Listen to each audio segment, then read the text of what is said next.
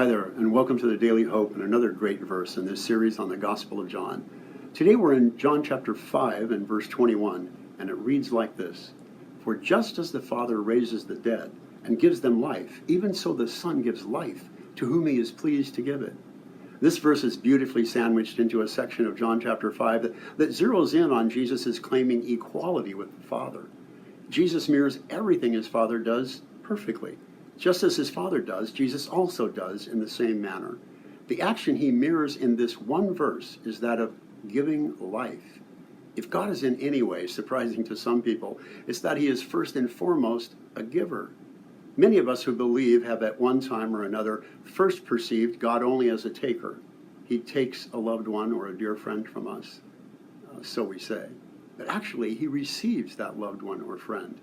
We may have accused him at some point of taking from us our youth, some property we felt was a necessity in our life, perhaps a job opportunity or a deep desire of our heart.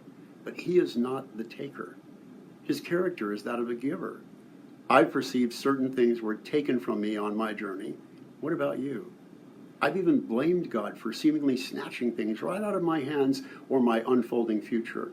But in time, with hindsight, I've become aware that what I thought was thievery on God's part was actually far more circumstantial or consequential than divinely orchestrated.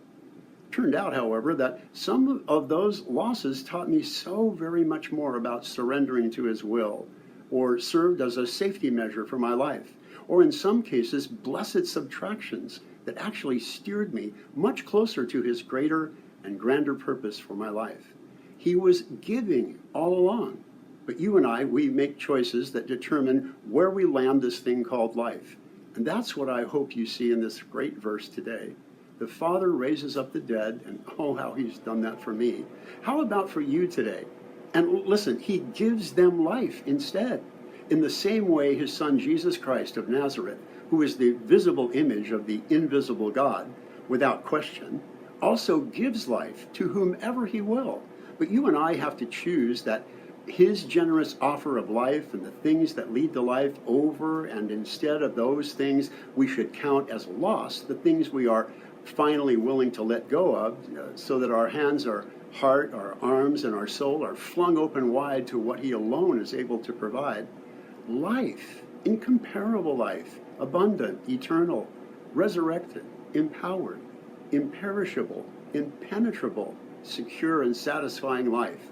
But you have to choose it.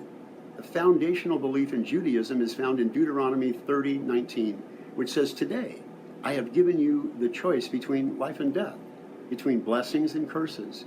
Now I call on heaven and earth to witness the choice that you make. Oh, that you would choose life, so that you and your descendants might live." Jesus offers transformational life to you today. And notice that future generations will be impacted by the choice that you make today. Your job is to choose it. Choose wisely, dear friends, and choose life.